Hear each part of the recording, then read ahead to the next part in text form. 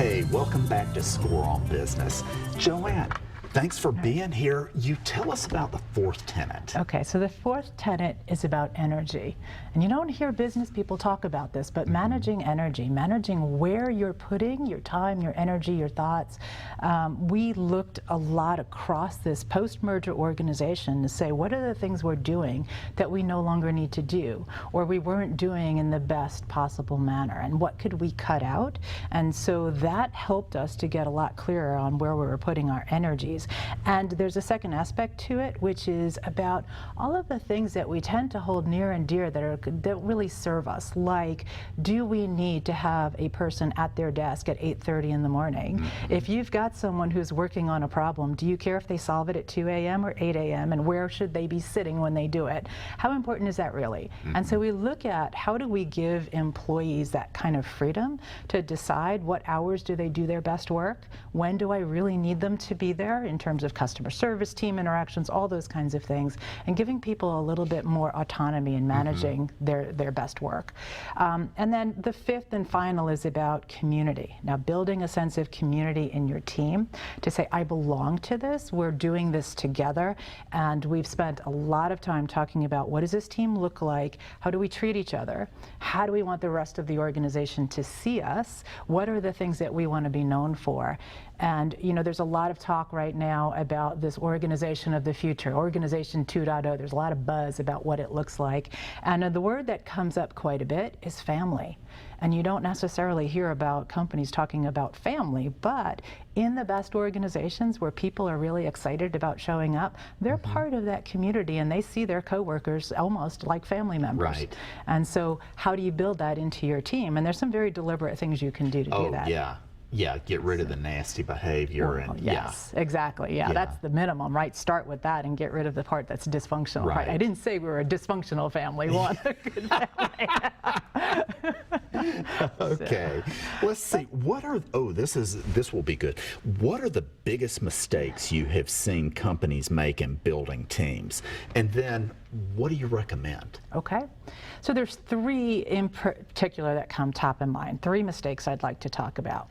One has to do with team or companies today who are very focused on building teams, bringing in new talent. I need to attract new talent. How do I hire the people I need?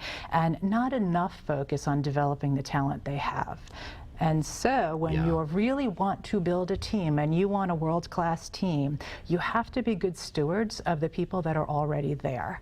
If your company has this reputation as a place where people can come in and create and innovate and work on something that's exciting, you're going to bring in better talent than if you have a reputation as a company where you stagnate and suffocate your employees. So that to me is the very first thing to focus at, is what do you have? Who is on your team today? Are they in the best place for them to give you the maximum contribution? Right, so that's, to me, mistake number one. Mistake number two is all about leadership development. We have story after story after story of people who are in leadership roles who don't necessarily do a good job of it. And there's reasons for it. So all of the employee engagement statistics you've heard kicked around, those apply to leaders too, right? So there's only a small percentage of leaders that are actively engaged. So how do you fix that? Right?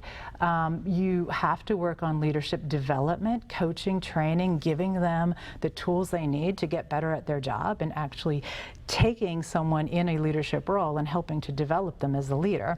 And the other component of it is when you have all of the issues around employee retention, engagement, leadership development, our first thought is that's an HR problem.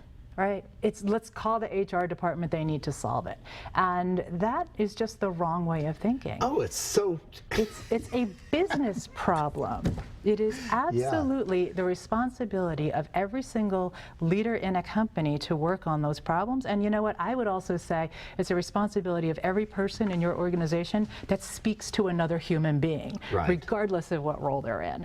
And so I've had situations where, you know, you go out and subscribe to get some white paper or something about, one of these kinds of topics, and I'll get a phone call assuming I'm in HR. Well, no, I'm not. I'm not in HR, right? But I care about developing people and developing great workplaces. And so that to me is the third mistake of making it someone else's problem instead of owning the problem across the board. Absolutely. They're always a bit taken back at critical success factors that executives want to delegate to someone else. Exactly. And if you think about the development of the people in your company, if you can take care of them, they will take care of your customers. Right? They will take care of them for you. So how can folks learn a little bit more about what you've shared today? So I'd love to get the message out. I am so passionate about building workplaces where people are happy to stay. So I would really ask that folks go to my website, to JoanneEckton.com. And with all the N's and E's in there, let me spell it. It is, and it's on the screen. It is on the screen. So JoanneEckton.com. Right. And two things. One is, please put in your email address and I will send you a ton of information. I wrote a white paper about improving team morale and some of the things that I'd learned with working with teams all different sizes, all different geographies. Love to share that information. So that's out there for you for free. And also under the program section, you can learn more about some webinars I'm offering around making your team great. Awesome. Joanne, thank you. And remember, JoanneEckton.com. Thank you, Pete. Thanks so much. Thank you. We'll be right back.